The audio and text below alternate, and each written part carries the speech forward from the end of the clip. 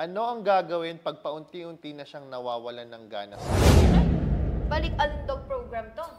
Kasi nawawalan na ng gana sa'yo. Kasi minsan, tayong mga babae, aminado naman tayo, di ba? Lalo na yung mga nagiging moms.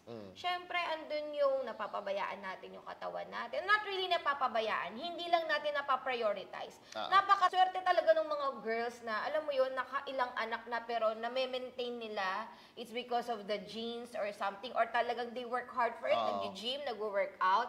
Ako kasi They have talaga, time. ako kasi talaga honestly, isa ako dun sa hindi pinagpala na alam mo yon talagang lumulobo ang katawan. Pero I'm doing my best naman to maintain it. Kasi syempre, alam ko naman yun na bilang isang babae, bilang isang partner, I should always na, alam mo yun, yung ipaalala ko, sabi nga nito, pag pinapakita niya yung picture ko noon, ito daw yung napangasawa niya. Bastos din eh. Diba? Papakita niya yung picture ko, ilang taon pa lang ako noon, 20. Tapos, i-compare niya ngayon.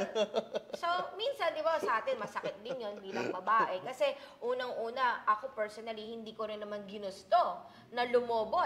Sino ba namang babae ang gusto na lumobo? Yung parang lahat tayo gusto natin yung mga panahon natin noon na sexy, nakakapag-two-piece pa. Ngayon, nakakapag-two-piece, pero parang nakakabwisit na tignan, di ba?